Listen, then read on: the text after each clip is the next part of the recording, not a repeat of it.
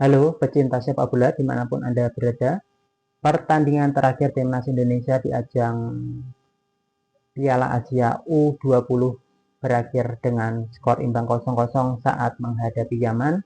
Mari kita lihat pertandingan ini dan kita ulas juga kiprah timnas Indonesia di ajang Piala Asia U20 kali ini.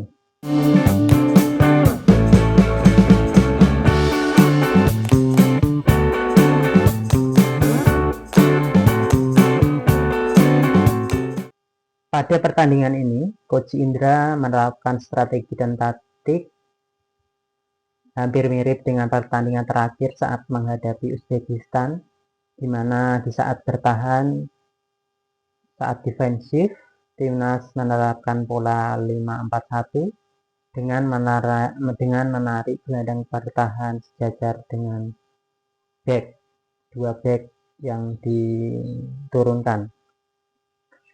Iqbal pada pertandingan ini tidak menjadi starter dan digantikan oleh Zaki. Meskipun strategi yang diterapkan hampir mirip saat menghadapi Uzbekistan, namun dari sisi permainan terlihat di pertandingan ini timnas Indonesia sedikit menurun jika dibandingkan dengan saat menghadapi Uzbekistan. Praktis tidak banyak peluang yang berhasil diciptakan dan juga kombinasi serangan juga tidak terlihat, pola permainan juga tidak terlihat dan seringkali terburu-buru saat melakukan penyerangan.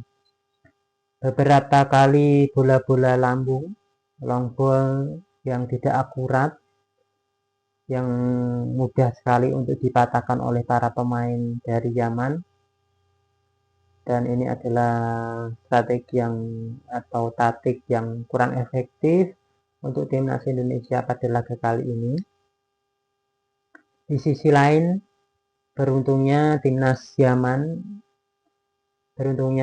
Indonesia saat menghadapi Yaman ini, yaitu timnas Yaman sendiri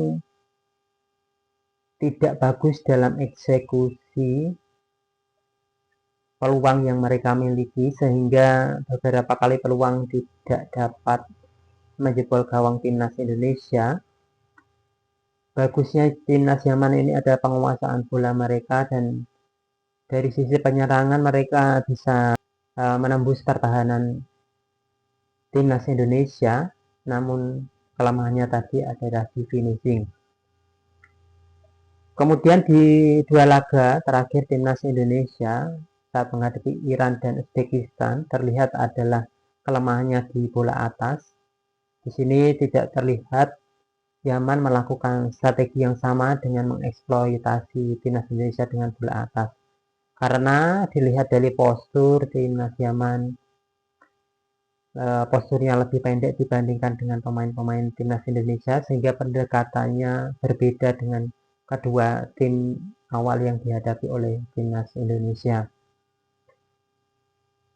Kemudian kelemahan lagi dari timnas ini adalah hampir seperti timnas sebelum era pelatih Coach Sintayong, yaitu di mana di menit-menit akhir mereka kehabisan stamina dan fokus semakin menurun. Terlihat tadi di menit-menit 80 stamina para pemain sudah kedodoran, dan beberapa kali